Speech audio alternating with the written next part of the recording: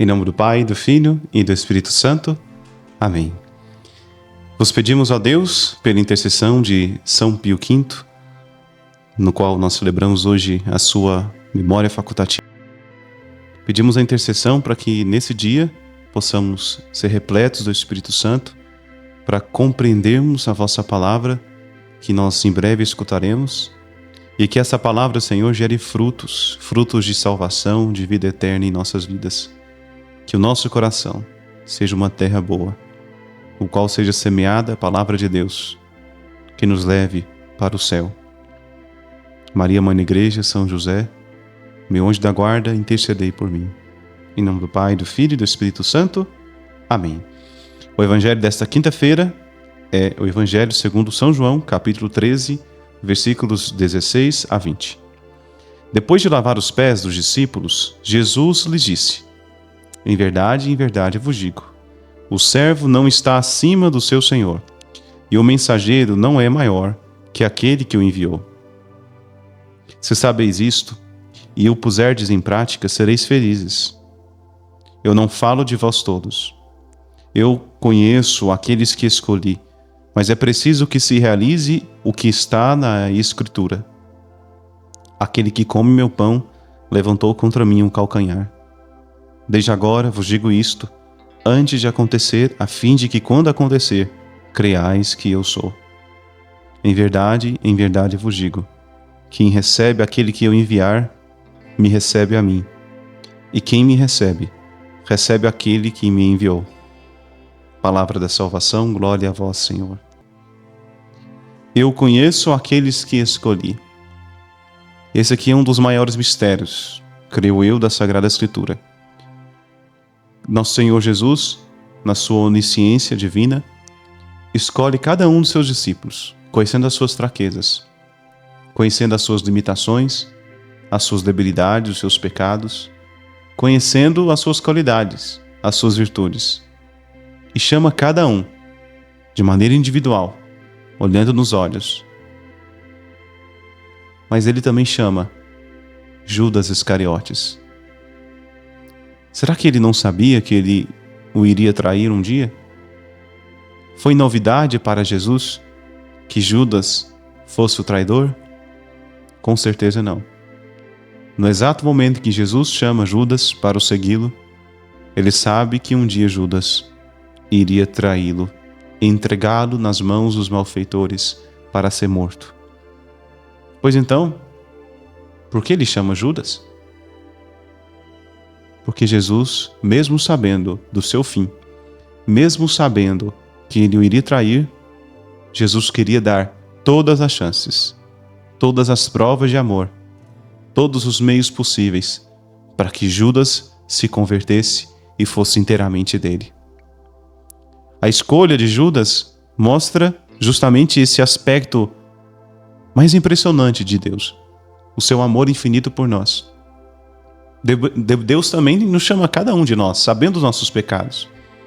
Deus sabe, e Deus sabia de todas as situações que iríamos passar, e mesmo assim Ele te chamou. Porque Ele te ama, Ele nos conhece, e Ele quer nos salvar.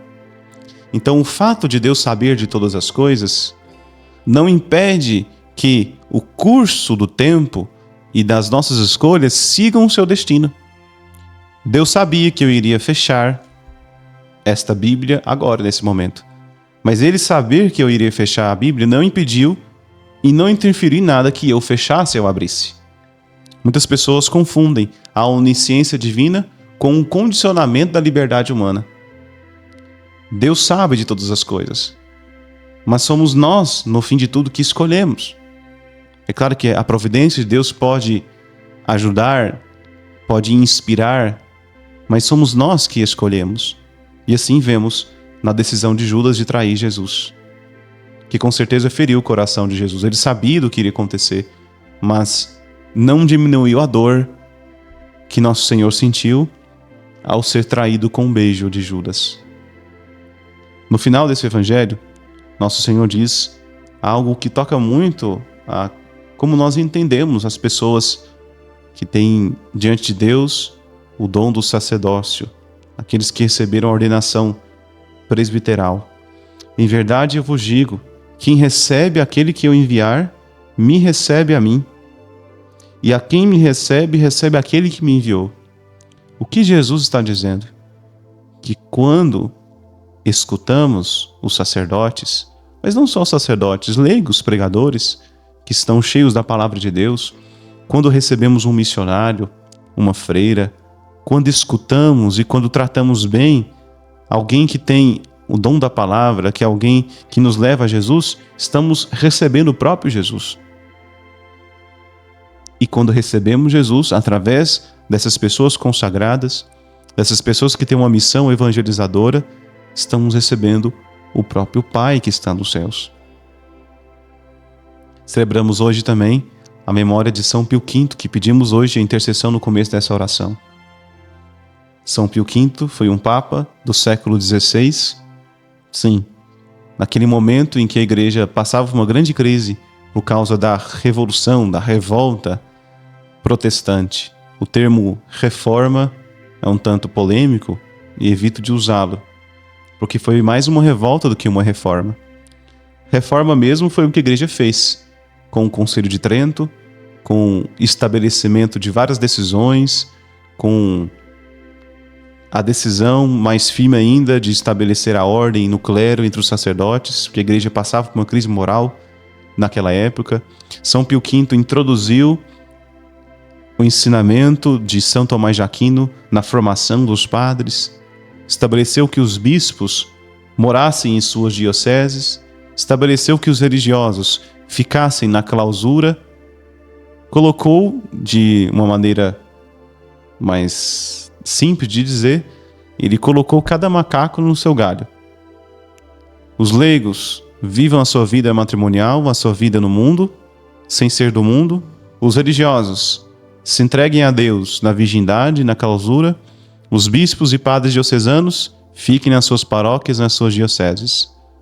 E além de estabelecer uma metodologia clara, consciente e ortodoxa da fé através dos ensinamentos de São Tomás de Aquino, como nós conhecemos.